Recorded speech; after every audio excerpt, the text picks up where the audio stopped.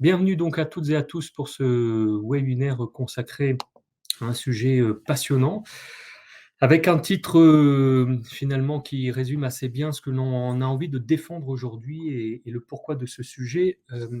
Empower People et si le management n'était pas qu'un sujet de manager. À travers cette question qui n'en est pas vraiment une, l'idée pour nous est de vous partager un certain nombre de convictions sur ce sujet passionnant qu'est l'empowerment. Pour pouvoir le faire, on va parcourir ce sujet au travers de 3 grands temps, qui sont évidemment, de caler la contextualisation de ce sujet de l'empowerment. Pourquoi nous prenons la parole aujourd'hui sur ce sujet? Évidemment, il est nécessaire de se mettre d'accord sur ce que c'est que l'empowerment et on a essayé, de vous apporter un éclairage suffisamment global, général, sans rentrer dans les débats techniques, puisque vous verrez que ce sujet, si vous le connaissez un peu, c'est un sujet qui soulève pas mal de questions. Et puis on regardera ensemble évidemment comment est-ce qu'on peut développer l'empowerment, parce que au-delà du concept et du souffle que donne ce sujet pour l'accompagnement d'une dynamique managériale, la question de fond est de savoir comment est-ce qu'on fait. À la fin, s'il nous reste du temps, et j'espère qu'on le prendra, on vous expliquera rapidement comment on s'est approprié cette question de l'empowerment dans notre façon de travailler les projets chez nos clients. Et c'est pour ça que ce webinaire s'appelle Empower People et pas Empowerment, puisqu'Empower People, c'est la direction dans laquelle Chronos s'inscrit pour l'accompagnement des projets managériaux de transformation que nous faisons chez nos clients. Donc moi, je suis Pierre Egido, je suis patron de Chronos depuis 10 ans. Je fêterai mes 17 années de conseil et d'accompagnement d'entreprise cette année sur les questions de management, et ça a un lien direct avec notre thème. Vous verrez tout à l'heure, parce que ça soulève, après 17 années d'accompagnement de projets de transformation managériale, ça soulève une question pour moi à laquelle on va essayer de répondre sur cette question de l'empowerment. Alors, sans plus attendre, pourquoi ce sujet de l'empowerment aujourd'hui, quasiment à mi-année de 2021, dans le contexte dans lequel nous sommes? Eh bien, ce sujet, pour moi, il est pertinent au titre de 3 enjeux. Le premier, évidemment, c'est la mutation du monde du travail. Alors, je mets le mot hybride, mais derrière cette question-là, il y a plein d'autres enjeux, évidemment. Quand on est dans les ressources humaines, on en est conscient. Et derrière les mutations de ce mode du travail et de cet aspect hybride de la relation au travail, il y a, pour le sujet qui nous intéresse, une question autour de ce nouveau rapport au pouvoir avec un S et un X, c'est-à-dire une nouvelle représentation, on en reparlera tout à l'heure, une nouvelle symbolisation de la relation aux attributs du pouvoir qui est nécessaire et qui est portée en ce moment par cette mutation profonde. On sort de notre 3e vague, on espère qu'il n'y en aura pas une 4e, et les entreprises sont en train de négocier plus ou moins bien, plus ou moins facilement, des accords autour du télétravail, parce que cette crise aura amené évidemment une prise de conscience que d'autres modes de travail sont nécessaires et qu'il est temps de s'y intéresser et de s'y plonger. Donc on est là dans un enjeu qui va nécessiter responsabilisation, autonomisation et nouveaux cadres, nouveaux repères, nouvelle symbolisation autour des enjeux du pouvoir. Le deuxième levier ou la deuxième raison pour laquelle on est au cœur d'un sujet d'actualité avec l'empowerment, c'est le fait que les business models sont en train de se transformer, et comme toute transformation au sens physique du terme, au sens biologique, ça consomme de l'énergie.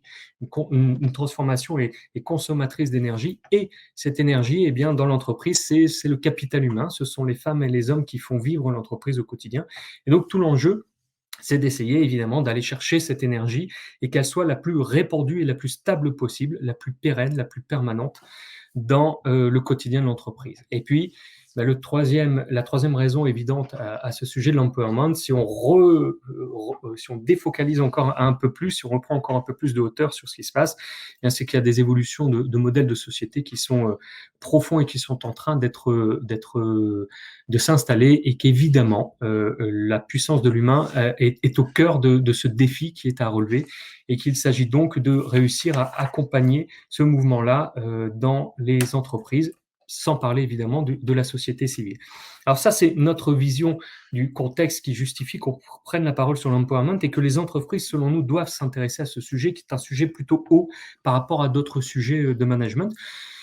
Mais s'il était nécessaire de le faire, parfois aller chercher des preuves, alors si tant est que des grands journaux nationaux et internationaux le soient, eh bien, j'ai choisi pour notre petite revue de presse, trois témoignages de l'effervescence qu'il y a autour de ce sujet.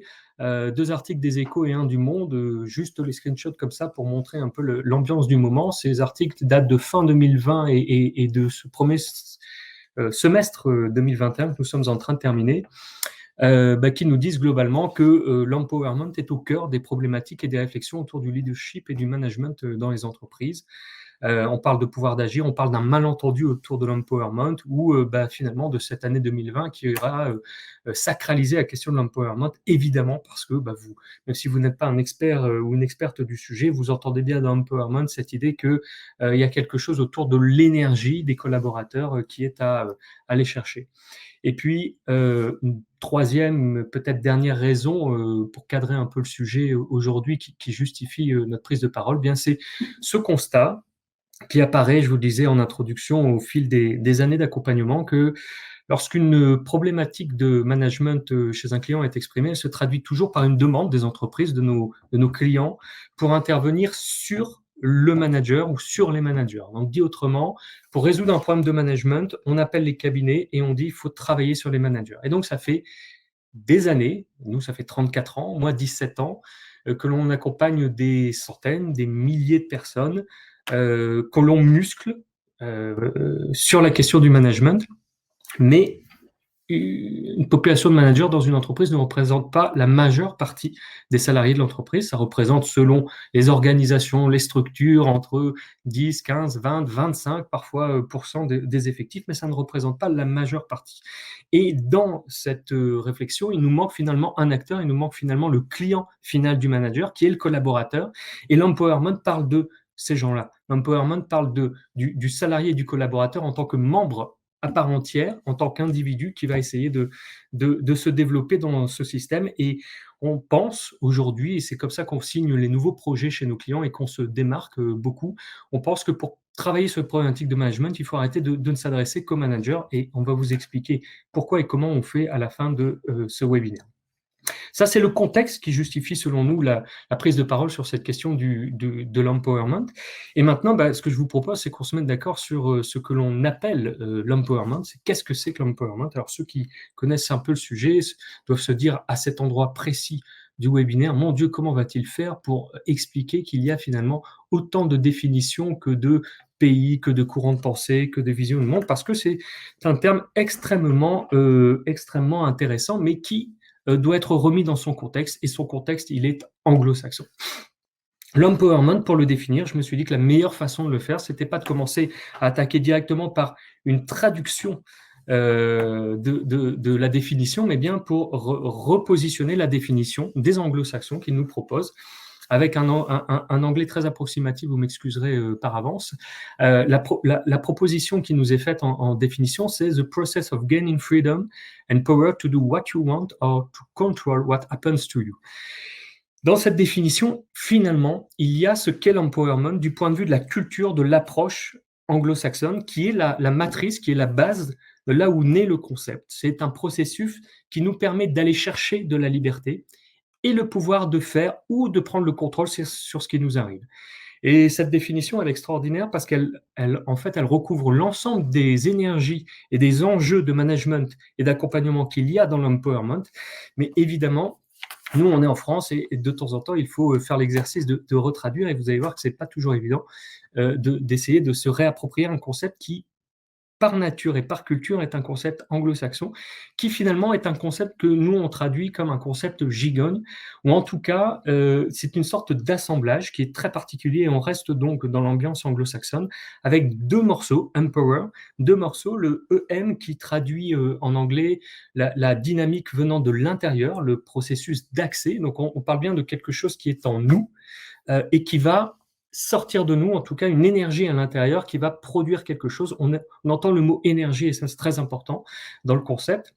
Et puis il y a le mot power, qui peut avoir un double sens chez nos amis anglo-saxons, à la fois le terme de puissance tel qu'on le retraduit nous, et puis aussi le terme de pouvoir.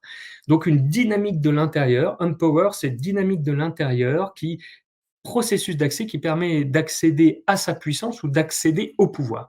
Et voilà donc, on est au cœur du sujet de l'empowerment, le processus par lequel quelqu'un accède à sa puissance personnelle ou au pouvoir.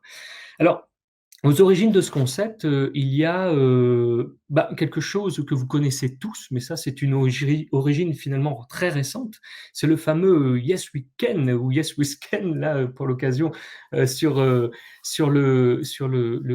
discours en fait, ce qui a permis à Obama de se positionner.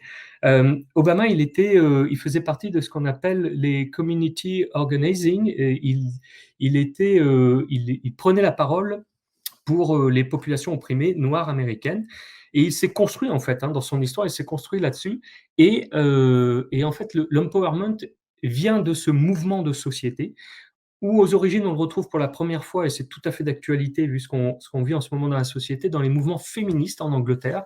Le premier mot qu'on a vu, la première fois qu'on a vu apparaître, c'est dans un écrit, une sorte d'essai, de slogan autour de ces mouvements féministes anglo-saxons. Et puis ensuite, il a été largement démocratisé dans les années 60, 50, 60, 70 aux États-Unis, jusqu'à devenir un concept à part entière dans les années 80. Et donc, c'est un concept, et ça, c'est très important de le comprendre et de l'avoir en tête, parce que c'est toute la limite, en fait, et toute la, je dirais, la nuance et la sensibilité qu'il faut apporter au concept. C'est un concept qui est né de la lutte visant le progrès social. Donc, si on parle d'empowerment dans votre entreprise, ou si vous voulez en parler dans les entreprises, il faut bien savoir que vous touchez là un sujet qui va bien au-delà de la question du business ou de l'efficacité commerciale ou économique d'une entreprise. Alors, à tel point que j'ai voulu reprendre la définition de Lorraine Gutierrez, qui est une psychologue, chercheuse qui a travaillé beaucoup sur l'émancipation des femmes, qui dit l'empowerment finalement se déclenche.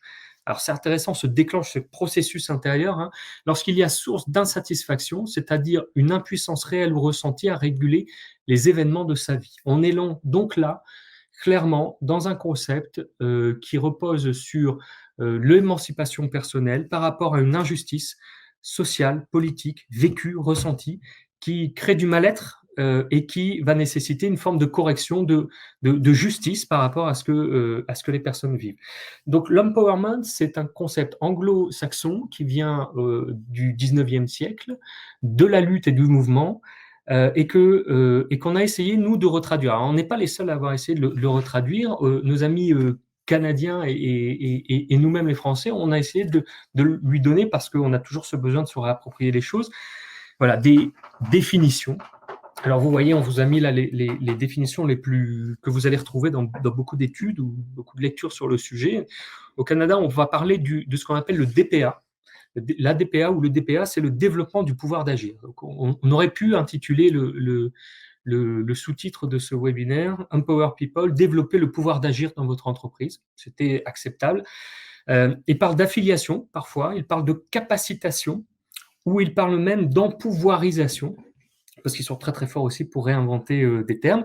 Et puis nous, en France, on a globalement deux mots, ou deux gros mots, sans jeu de mots, qui traduisent bien la question de l'empowerment. Il y a l'encapacitation, donc la capacité à à permettre aux gens de se mettre en capacité d'eux, ou ce que je préfère comme terme, c'est le terme d'émancipation, qui finalement représente assez bien, je pense, dans la philosophie de ce qu'est l'empowerment, la question la question du développement pour soi et du fait de se libérer d'un certain nombre de choses pour pouvoir réussir. Alors ça, ce sont les définitions à la fois originales, et puis aussi les traductions les plus accessibles que l'on retrouve. Ce qui est constitutif de l'empowerment, ce sont trois choses. Pour que l'empowerment fonctionne, c'est un processus, donc process of gaining freedom, donc processus qui permet d'accéder à la liberté, et c'est un processus qui nécessite trois variables: une variable individuelle, une variable collective et une variable politique. Alors ça, c'est très important, parce qu'on verra quand on fait l'analogie avec le monde de l'entreprise et avec le processus qu'il y a à accompagner en entreprise. On ne peut pas juste faire de l'empowerment en disant aux gens, on va aller dans une journée de formation, je vais te parler de l'empowerment, et puis ensuite tu vas empowerer les gens, tu vas encapaciter les gens, empouvoiriser les gens. Ça ne marche pas comme ça. Pourquoi ? Parce que tout ce qui touche à l'empowerment commence par la dynamique individuelle. Dit autrement, vous ne pouvez pas avoir de désir d'empowerment à la place de quelqu'un d'autre. Il faut qu'il y ait la volonté et l'envie de dépasser ou de corriger une forme d'injustice ou de quelque chose que que je trouve anormal et pour lequel je vais me battre. Alors, pas forcément prendre les armes, on y reviendra juste après, mais peut-être simplement me mettre en action et essayer de faire changer les choses, en fait. Hein, c'est la question du changement qui est au cœur du processus. Une variable individuelle qui est à la base, qui travaille donc, on en reparlera sur l'image et l'estime de soi et sur la conscience de l'impact qu'on peut avoir sur son environnement. Ça, c'est très, très, très important dans l'empowerment, avoir conscience qu'on peut en fait faire bouger les choses dans sa vie et qu'on a une capacité, même si elle est minime, à bouger. On a ce qu'on appelle des marges de manœuvre pour pouvoir faire évoluer les choses. Il y a une deuxième dimension qui est fondamentale. Toutes les études théoriques, académiques ou observations montrent que l'empowerment n'est possible que quand un individu se révolte et qu'il trouve écho dans un système, un collectif. On y reviendra dans quelques instants, pour pouvoir agir, se sentir soutenu, reconnu, être reconnu dans sa quête et finalement retrouver des pairs autour de nous qui ont la même quête que la nôtre, pouvoir et vouloir corriger quelque chose, une forme d'injustice. Et puis, évidemment, au niveau encore au-dessus, la troisième variable nécessaire, condition nécessaire au déclenchement de l'empowerment, c'est finalement une variable dite politique, c'est-à-dire la question du sens que vous retrouverez dans des écrits d'empowerment managériaux, où on vous parle beaucoup de la question du sens. Oui, bien sûr que il faut qu'il y ait quelque chose, une sorte de combat, un truc un peu militant à mener pour que l'empowerment se déclenche et finalement trouve son environnement dans lequel il va pouvoir se greffer.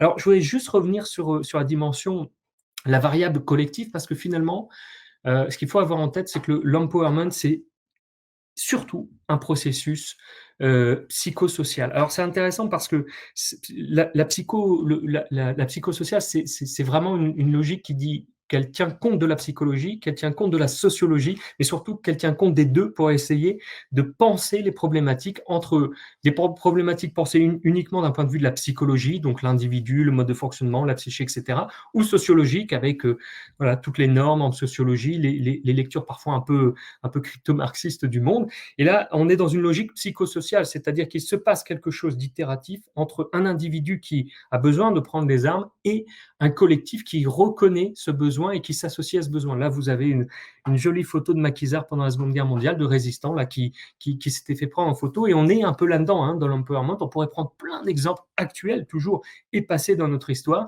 où finalement des individus de ci, de là, ont pris les armes pour essayer de corriger quelque chose, se sont retrouvés. Et cette dynamique psychosociale, cet échelon intermédiaire qu'est le collectif à petite échelle, comme nous dit la définition d'ailleurs, hein, j'ai retiré cette phrase d'une définition de l'empowerment, passer par l'échelon intermédiaire, qu'est le collectif à petite échelle, est un élément fondamental dans les processus d'empowerment. Et donc, si on ramène ça au monde de l'entreprise, ça veut donc dire que si on ne peut pas vouloir l'empowerment des gens à leur place, une fois qu'on voit qu'il y a un espace et qu'il y a la volonté de sortir, d'aller, d'accéder à autre chose, eh bien tout l'enjeu, c'est de s'assurer qu'il y a bien une dynamique à petite échelle qui va réussir à récupérer. Soit c'est l'équipe au sens vraiment du quotidien de la personne, soit c'est une communauté en fait, hein, une communauté de problématiques, de pairs, dans laquelle finalement l'énergie de l'empowerment, de libération, d'émancipation, de développement, d'autonomisation de la personne va trouver un espace, parce qu'on voit bien qu'entre l'individu tout seul et la dimension politique de l'entreprise, parfois il y a un vide abyssal, et cette taille, cet espace intermédiaire psychosocial est très important pour réussir les processus d'empowerment. Et ce processus est tellement important et impactant que l'ONU l'a reconnu en 1993 en le structurant par un protocole, en le formalisant à travers ce qu'ils appelaient les niveaux. Alors ça, c'était fait pour les processus d'émancipation des femmes. Donc vous voyez, on est toujours sur une problématique commune, hein, et ça a été poussé dans les années 90 et structuré par l'ONU qui a dit, finalement, pour que les femmes dans le monde, là où elles sont opprimées, puissent se développer, il y a un processus pour qu'elles y arrivent. Ce processus, il est appelé processus d'empowerment, hein, vous le voyez là sous le logo de l'ONU Women, et ce processus, il est en 5 étapes et donc 4 niveaux. Et c'est intéressant parce que ce n'est pas 5 étapes, 5 niveaux, c'est 5 étapes et 4 niveaux, parce qu'il y a le niveau 0. Alors ça peut être dur vu comme ça, évidemment, mais on comprend bien l'idée de l'ONU qu'il y a derrière. Le niveau zéro, qui est l'aide sociale, c'est-à-dire on aide. Alors vous savez, c'est quand on dit qu'on est dans l'assistanat, alors avec tout ce qui est ça de péjoratif, hein, alors que l'assistanat peut être important à un moment dans une vie, heureusement qu'il y a de la solidarité dans la société. Pour autant, le niveau zéro, c'est le point de départ où l'ONU dit finalement, quand on est dans l'aide sociale, on n'aide pas les femmes à s'empowerer et on ne leur permet pas un jour de devenir autonome. Donc le niveau zéro, il est nécessaire, c'est l'aide sociale, mais il n'est pas suffisant. Le niveau 1, qui est reconnu ensuite, juste après, c'est l'accès aux ressources, c'est-à-dire comment est-ce que j'accède à des ressources matérielles ou intellectuelles pour pouvoir commencer à identifier les marges de manœuvre qui vont me permettre de conscientiser, niveau 2, la situation dans laquelle je suis et surtout de conscientiser le fait que la situation, je peux peut-être la bouger. Et ça, c'est très important. Ce niveau 2 est ce niveau pivot, en fait, hein, la question de la conscientisation, qui permet ce niveau 2, c'est très bien expliqué dans le processus, d'accéder au niveau 3. Il y a presque une logique séquentielle dans le protocole d'empowerment de l'ONU qui dit la mobilisation, c'est-à-dire qu'une fois que j'ai conscience que je peux agir et que ma destinée est en partie entre mes mains, eh bien, je vais commencer à partager autour de moi, je vais commencer à m'ouvrir, je vais commencer à discuter, à débattre et je vais me mobiliser. La question de la mobilisation, c'est un thème en management qui est passionnant. La mobilisation, c'est souvent, il y a une équation qui est intéressante qui dit c'est une force motrice et un sujet de mobilisation. Il faut qu'il y ait un mobile et une force motrice. Alors, le mobile, c'est une injustice, par exemple, et puis la force motrice, c'est le collectif. Et dans les modèles de mobilisation, on retrouve ça, et donc on retrouve bien ça ici dans le niveau 3 du processus d'empowerment de l'ONU pour les femmes. Et puis le dernier niveau, qui est presque le niveau auquel on accède une fois qu'on a réussi à passer ces 3 ou ces 4 premiers niveaux-là, eh bien c'est le niveau de contrôle, c'est-à-dire que j'ai le contrôle sur ma vie, j'ai le contrôle sur ce qui se passe, et je peux, quand j'agis, ça a des conséquences, et donc j'entrevois le chemin de la liberté, de l'autonomie, donc de la dignité. Ce sujet de l'empowerment, il est passionnant parce qu'il parle de dignité. Alors, pour aller encore plus loin sur cette question de la dignité, il y a un monsieur, prix Nobel d'économie indien, Amartya Sen, qui a écrit et développé un concept. Alors, il a écrit beaucoup de choses, puis prix Nobel. Il a surtout développé un concept qu'on appelle l'IDH, ou IDHI aujourd'hui, l'indice de développement humain. Alors, le I pour selon les inégalités, ou IDHIG selon les inégalités et les genres, parce que, évidemment, la question du genre soulève des questions d'inégalité aujourd'hui dans les analyses sociologiques, qui parle de capacité. Et j'ai voulu mettre cette photo de lui, évidemment, pour lui rendre hommage, il est toujours vivant, hein, mais aussi cette phrase, parce qu'elle est intéressante. Il dit finalement, la pauvreté, c'est pas juste le fait de manquer d'argent. La pauvreté, c'est le fait de ne pas pouvoir avoir accès à tout, de ne pas pouvoir mettre en place tout son potentiel dans son environnement. Et l'indice de développement humain qu'il propose, qui a été repris au niveau mondial pour calculer comment vont les pays, il y a des classements, vous pouvez retrouver, vous tapez IDH, vous retrouverez les classements. La France, je crois qu'on est 22e sur 196 pays, je crois. Eh bien, c'est 3 sujets. C'est le PIB, l'espérance de vie à la naissance, qui est l'espérance de vie qu'on regarde aujourd'hui, pas l'espérance de vie. C'est l'espérance de vie à la naissance. C'est comment est-ce qu'à la naissance, on arrive à faire en sorte que les bébés survivent. Et ça, c'est très important. Ça prouve l'indice de développement d'une société, d'un pays. Et puis, c'est le niveau d'éducation. Voilà. Et le niveau d'éducation, c'est bien l'empowerment. C'est bien la capacité à la capacité, c'est-à-dire le fait de se sentir capable d'agir sur sa vie. Et je reviens là-dessus, hein, la pauvreté, c'est pas juste ne pas avoir d'argent, bien sûr que c'est ça aussi. Hein. Pour plus avoir à s'en préoccuper, il faut en avoir suffisamment. Mais c'est pas qu'une question d'argent, c'est aussi une question de ce qu'on appelle en sociologie de patrimoine culturel, social, économique. Voilà, c'est savoir qu'on a la capacité et qu'on se sent en capacité de pouvoir faire bouger les choses dans sa vie.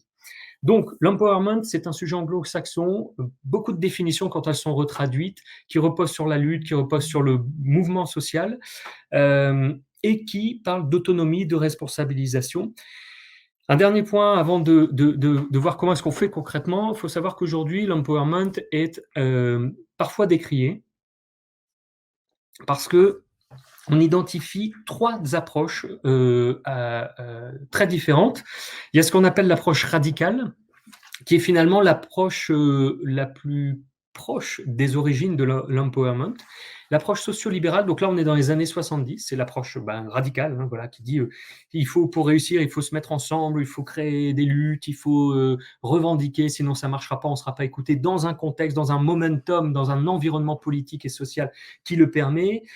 Il y a une approche dite socio-libérale, et vous voyez le curseur bouge comme ça, qui date, elle, plutôt identifiée dans les années 80, 90, qui dit globalement l'État reste important pour permettre aux gens de se développer, mais l'État doit fournir, donner accès, au niveau de l'ONU, donner accès aux gens au développement. Et puis il y a l'approche néolibérale qui fait qu'aujourd'hui, aux États-Unis, on s'éloigne beaucoup de l'empowerment, non pas parce que le concept n'intéresse plus, mais parce qu'il a été déjugé, il a été dévié de son origine. C'est pour ça que j'ai voulu que cette mise en forme là avec ce compteur, parce que ça a été repris au compte des politiques et des dogmes néolibéraux qui disent c'est simple, le néolibéralisme dit tout est pur et parfait, le marché est pur et parfait, les gens, s'ils ne s'en sortent pas, c'est à cause d'eux. Et l'empowerment, c'est génial, c'est un bon prétexte pour dire que si les gens ne s'en sortent pas, c'est à cause d'eux. Puisque l'empowerment dit qu'il y a un contexte, et nous, le contexte, il est pur et parfait, on donne accès, on permet aux gens de conscientiser, s'ils n'y arrivent pas, c'est de leur faute. Donc, on arrête de les aider, etc.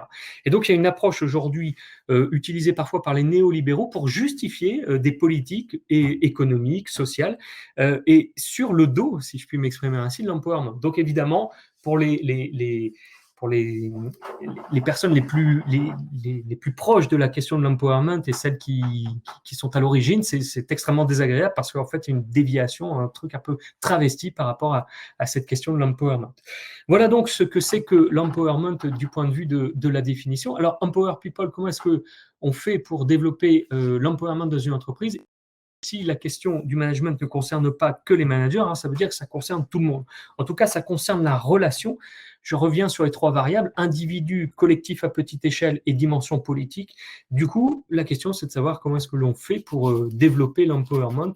Quels sont les ingrédients? Alors évidemment, sur un webinaire de 45 minutes, on ne va pas pouvoir rentrer dans toutes les arcanes et les processus, mais on a essayé de vous partager un certain nombre de convictions liées à nos expériences, à ce qu'on commence à mener dans les entreprises, inspirées de ces questions de l'empowerment et finalement du plug and play des personnes entre elles, au service du développement général.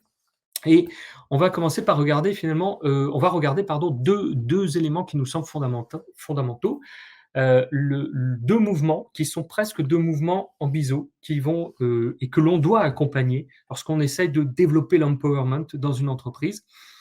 Le premier mouvement, c'est le mouvement qui part de l'individu. Alors quand je dis premier, c'est pas tout à fait vrai parce qu'en réalité, il est conjoint au deuxième qui est de réduire les zones. Le premier mouvement, c'est accompagner les personnes. Alors rien d'original, mais vous allez voir que le geste est assez fin selon nous.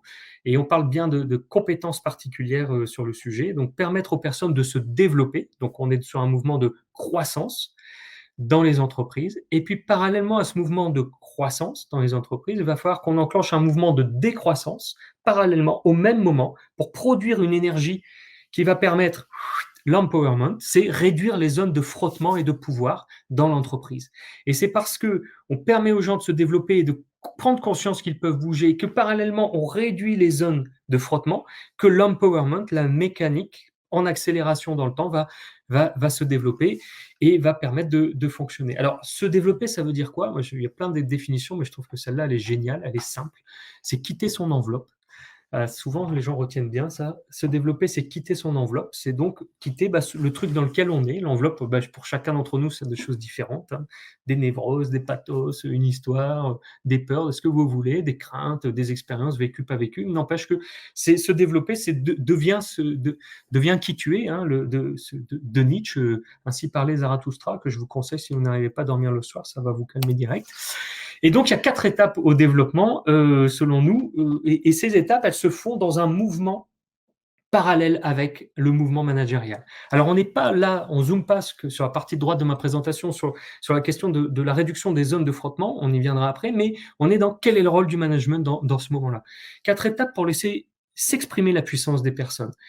Pour le collaborateur, la première étape, c'est de prendre conscience de la quantité de mouvements disponibles. Ça nous semble essentiel et ça passe par des séquences de réflexion, par des séquences d'accompagnement qui sont surtout aidées par la discussion avec les managers, avec les personnes ressources, les tuteurs de résilience, comme dirait Boris Cyrulnik, pour identifier finalement les espaces à conquérir. La première des choses, c'est la conscientisation. On en est convaincu. Ça ne sert à rien d'outiller les gens s'ils n'ont pas conscience qu'ils ont des marges de manœuvre. C'est retrouver ce sentiment d'autonomie et de liberté par la prise de conscience. Première étape fondamentale du processus d'empowerment.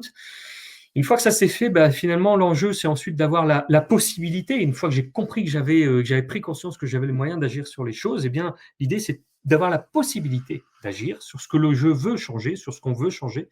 Je vous le redis, hein, l'empowerment naît de lutte, de correction d'injustice. Ramener à l'entreprise, ça peut être un truc qui marche pas, des problèmes dans une équipe et un collab qui en a marre et qui a envie de régler le problème à votre place, même si c'est maladroit. Ou ça peut être tout simplement avoir envie de se révéler dans son job et d'être frustré parce que le boulot que je visais est encore passé pour quelqu'un d'autre. J'ai pas réussi dans mon entretien à me valoriser. J'ai eu des résultats difficiles, pourtant je me bats beaucoup. Je suis pas reconnu. Ça peut, quelle que soit la source finalement de frustration, l'enjeu, c'est, en deuxième étape, d'avoir la possibilité d'agir sur ce qu'on veut changer. Et donc, pour le management, pas pour le manager, mais pour le management, en parallèle de ça, une fois qu'on a écouté et favorisé la prise de conscience, ben, c'est de donner accès à des moyens. Alors, ça peut être des moyens matériels, mais pas que.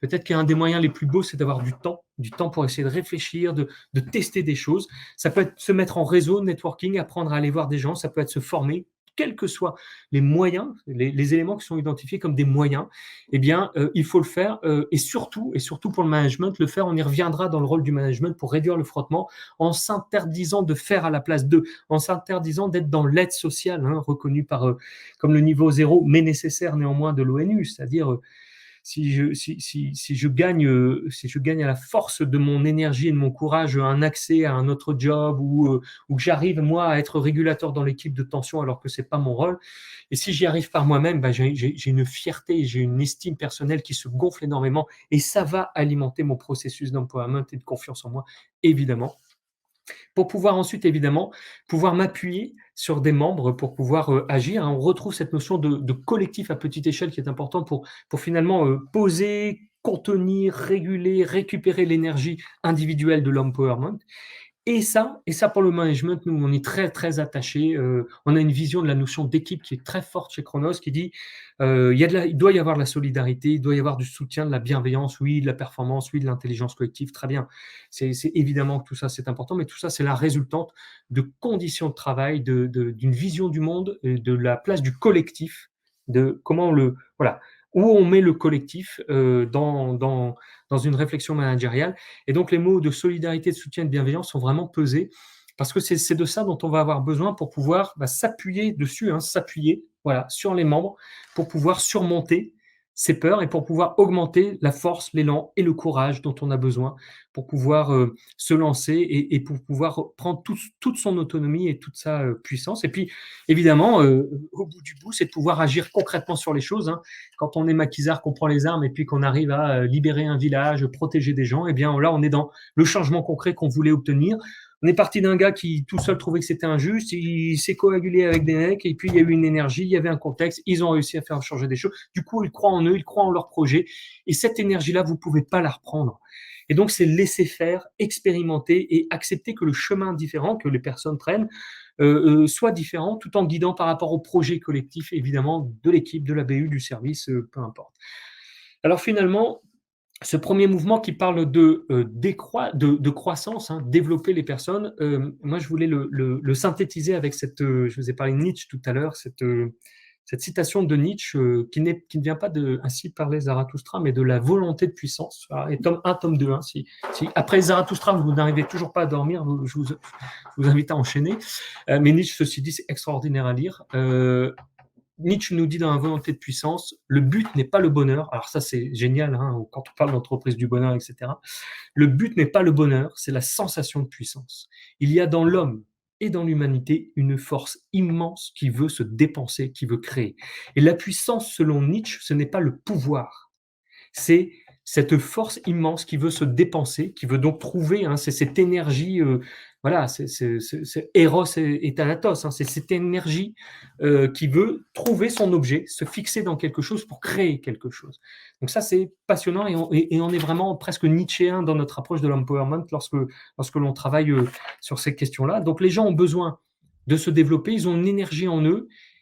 Quand vous sentez que ça commence à venir, et bien, il y a des mouvements pour accompagner ça. Et surtout, il faut préparer le management à réussir ça par des petites choses, travailler un certain nombre de soft skills dont on parle souvent, l'écoute, la facilitation, la capacité à accueillir, être bienveillant, laisser faire, même s'il y a des petites erreurs, parce qu'en fait, la personne est en énergie de construction, elle est en train de créer quelque chose, de créer son propre chemin, qui peut parfois faire peur avec les visions managériales très anciennes, mais qui aujourd'hui est essentiel vu les défis qu'on a à relever tous ensemble. Et puis, parallèlement à ce mouvement, il y a le deuxième mouvement dont on vous parlait, qui est un mouvement de décroissance, qui parle de réduction des zones de frottement et de pouvoir. Alors, comment est-ce qu'on réduit les zones de frottement et de pouvoir? Il y a 3 sujets qui sont très importants. Il y a ce qu'on appelle la resymbolisation de la relation, c'est-à-dire réduire les symboles de soumission, de domination, on va y revenir. Desserrer l'étau, c'est-à-dire le contrôle, le surcontrôle, et puis réduire les zones de frottement qui parlent finalement des questions de subsidiarité, de suppléance, c'est-à-dire arrêter de faire à la place, puis arrêter aussi de répondre à toutes les questions, les demandes, et à un moment donné permettre aux gens voilà, de se sauver eux-mêmes de la situation. Alors, l'idée, c'est de comprendre pour le manager que le pouvoir est fait pour servir. Quand on prend le pouvoir, c'est fait pour servir. C'est cette magnifique scène dans la liste de Schindler où Schindler dit à ce SS nazi devant la cheminée en buvant un verre, le vrai pouvoir, c'est de donner le pardon quand on peut donner la mort. Cette phrase, elle est extraordinaire. Le vrai pouvoir, c'est de donner le pardon quand on peut donner la mort. Et c'est ça le vrai pouvoir. Il y a beaucoup d'écrits sur cette question du pouvoir. Il y a un bouquin très très bien, j'en parle, je crois, dans une ou deux slides après, de Jacqueline Russe sur les théories du pouvoir. Et donc l'idée pour la gouvernance qui travaille avec les managers, c'est de resymboliser les questions du pouvoir dans l'entreprise, c'est-à-dire replacer les valeurs fortes au centre de la politique managériale, les questions de confiance, les questions de responsabilité, les questions de solidarité, et puis tous les attributs du pouvoir qui sont déjà en train de sauter et qui, avec l'hybridation du mode du travail, sont en train d'exploser, eh bien, s'ils explosent, il faut resymboliser sur d'autres choses. On ne peut pas laisser les gens comme ça avec des pertes de repères symboliques et en disant démerde-toi. Il faut leur redonner un espace avec de nouvelles zones, avec une nouvelle approche du pouvoir. Évidemment, les managers, il faut les accompagner pour qu'ils apprennent à desserrer l'étau du quotidien. Desserrer l'étau, c'est le contrôle, c'est le rapport de soumission, c'est l'excès parfois d'utilisation du pouvoir et des zones de pouvoir, parce que quand on met du pouvoir dans la tête et entre les mains de gens qui ne sont pas bien dans leur peau, ça peut donner des catastrophes humaines.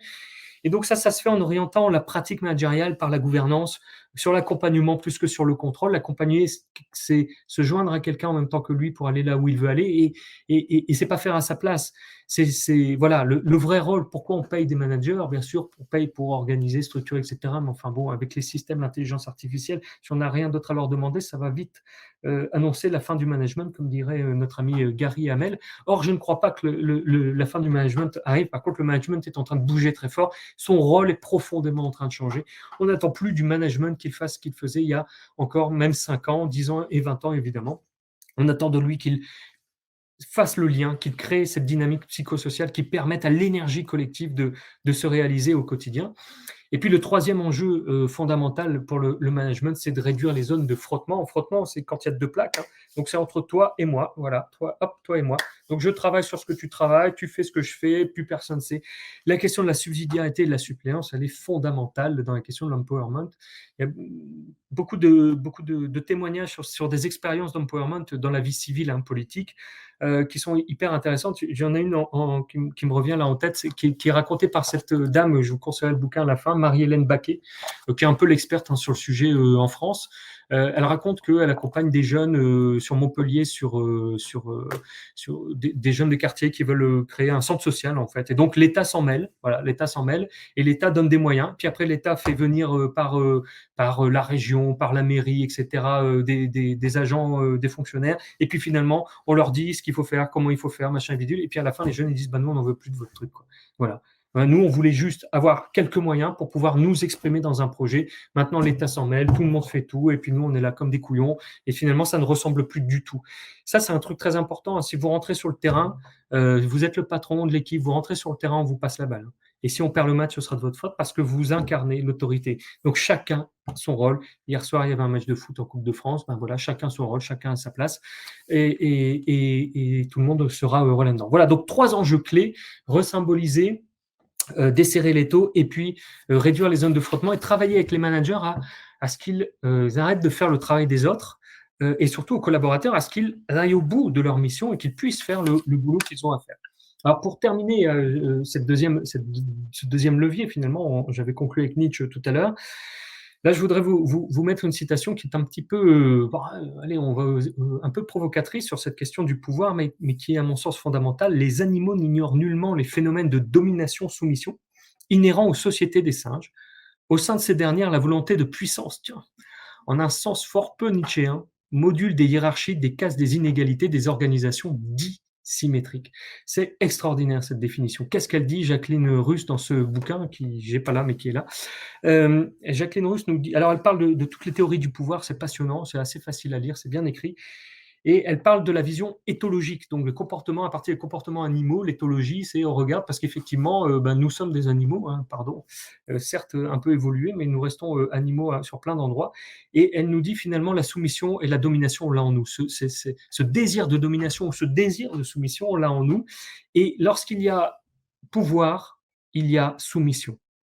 Ça, c'est ce qu'elle défend. Lorsqu'il y a pouvoir, c'est qu'il y a domination.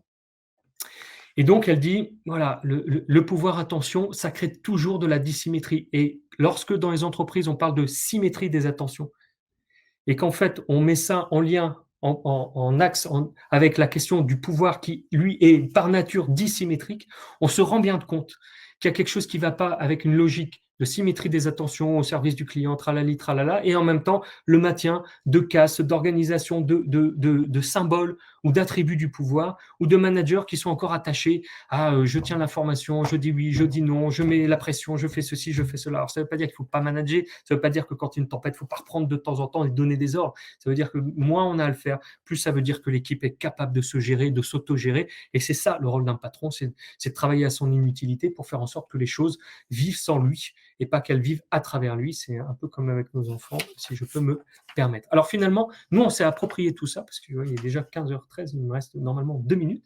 On s'est approprié tout ça, et depuis quelques années, on développe une réflexion sur cette question de l'empowerment. Et on a modélisé avec une représentation bon, voilà, qui est un peu compliqué à lire là, mais je vais vous l'expliquer, qui croise deux axes.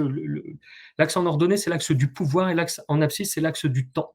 Alors d'abord, première nouvelle, l'empowerment, ça prend du temps, et oui, évidemment, parce que vous l'avez compris, c'est pas une solution miracle, c'est un processus. En fait, on est sur le niveau d'une vision managériale, on est sur le niveau d'un souffle managérial pour les entreprises. On a un niveau gouvernance, on a un niveau direction qui dit, moi, je veux développer l'empowerment dans cette entreprise.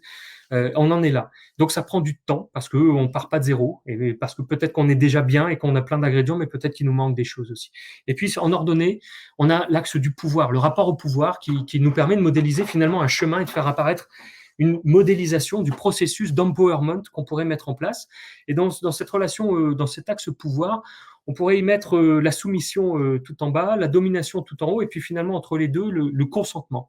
Et donc la représentation caricaturale, évidemment, à débattre, mais qui permet de bien comprendre le processus vers lequel on invite les entreprises à aller, et par lequel processus par lequel on accompagne, évidemment, on fait des choses pour créer les dynamiques d'empowerment. Bien, c'est de se dire finalement, au départ, on est dans une relation de domination-soumission, il y a un lien de subordination contractuellement entre le manager et le salarié.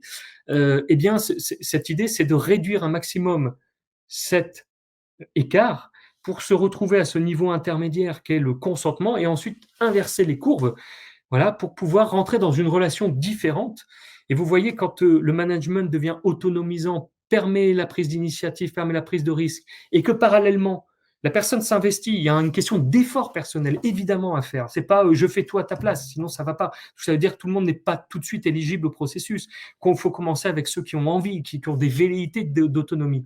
Eh bien, qu'ils se responsabilisent et qu'on les développe en termes de développement personnel. Il y a des processus de développement personnel qui sont hyper intéressants là-dedans, pour pouvoir aider les gens finalement à prendre confiance, à se rendre compte qu'ils ont des marges de manœuvre. À un moment donné, les courbes se croisent, le leadership followership apparaît à ce moment-là, c'est-à-dire l'idée de dire je ne suis plus sur un rapport de pouvoir avec toi, mais je suis sur un rapport d'influence et toi tu acceptes mon influence.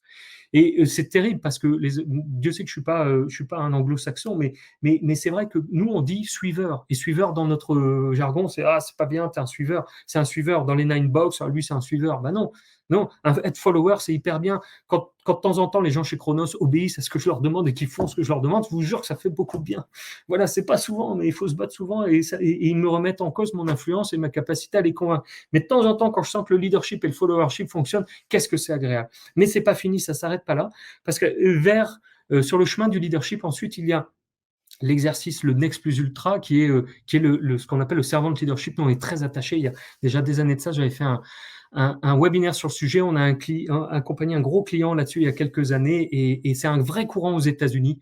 Le servant leadership, il y a plein de grosses boîtes qui ont mis ça en place. C'est un souffle, c'est un état d'esprit, c'est passionnant à travailler. Quand on a un leadership qui est serviteur, quand on se met au service des gens et que c'est comme ça qu'on obtient l'adhésion libre et volontaire des gens, eh bien, on fait d'eux des partenaires.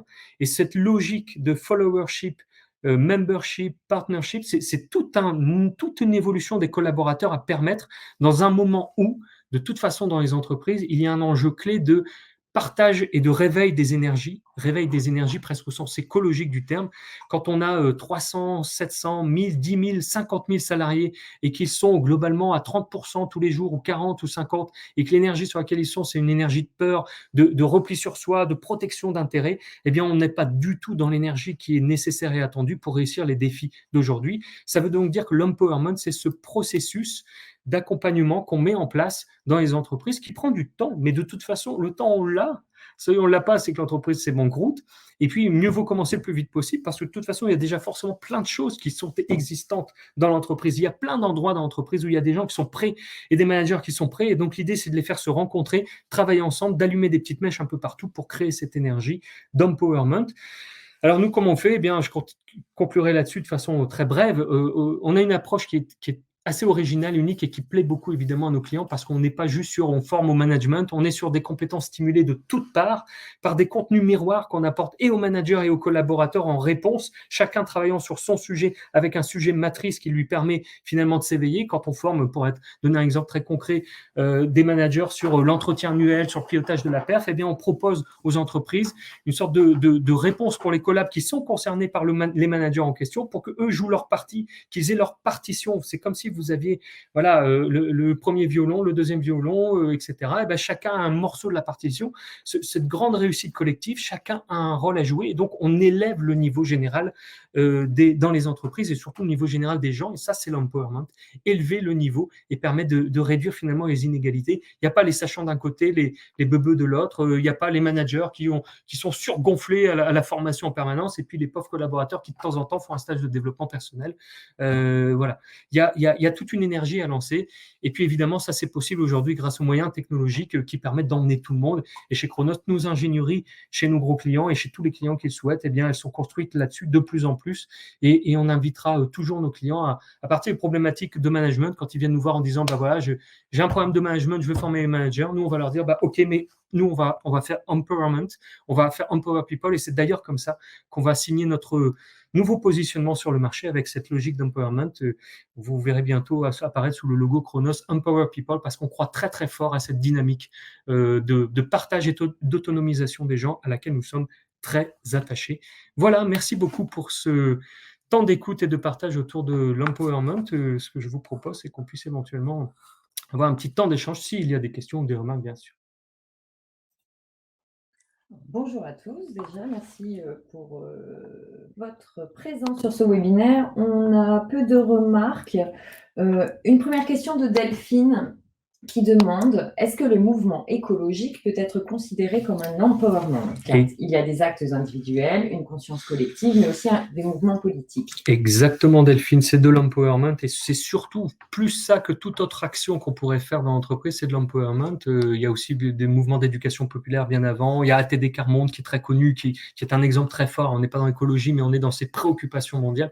Et oui, bien sûr que l'empowerment, c'est un mouvement d'empowerment et l'écologie, pardon. Et ça me permet, merci pour la remarque, de dire, alors je ne l'ai pas dit parce que pour moi c'est un peu de tarte à la crème de le dire, mais à quel point ces questions d'empowerment sont importantes pour les jeunes générations, évidemment, et que ça leur parle. D'abord parce que ça correspond à leurs besoins, mais aussi parce qu'elles savent, et que c'est souvent ces jeunes générations, elles s'engagent, elles ont une conscience sociale et politique qui dépasse largement leurs petits intérêts personnels. Et évidemment, quand on est dans cette dynamique d'autonomisation et de partage du pouvoir au service d'un mieux collectif, évidemment que ça touche beaucoup ces jeunes générations qui nous rejoignent dans l'entreprise.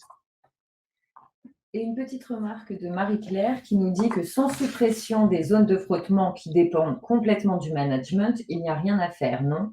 Donc ça passe largement par le management, encore une fois. Oui, c'est vrai. Alors, c'est vrai, et en même temps, Marie-Claire, si je suis pas sûr qu'il y ait rien à faire. Simplement, je pense que arriveront des rébellions, voire des émeutes. Et si on reprend les mouvements de société, en fait, c'est ce qui se passe, hein. Il y a un certain nombre de spécialistes des banlieues, etc., qui expliquent que finalement, quand il y a des voitures qui brûlent, quand il y a des émeutes, c'est la rencontre entre une énergie d'émancipation, la volonté de corriger des injustices, et la rencontre avec un management, une organisation, un système qui lui refuse de desserrer les taux et de faire participer les acteurs à leur avenir. Donc oui, on peut rien faire, et non, on peut faire quelque chose, mais c'est pas que ça ne peut rien faire, c'est que ça va produire quelque chose. Si l'énergie est très forte, ça va produire un frottement, donc une étincelle. Et parfois d'ailleurs, les étincelles qu'il y a dans les entreprises sont liées à ça.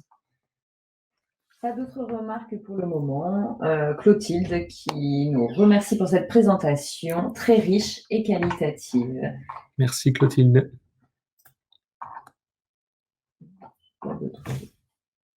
Eh bien, écoutez, s'il n'y a pas d'autres questions, remarques, merci beaucoup pour votre participation à ce webinaire.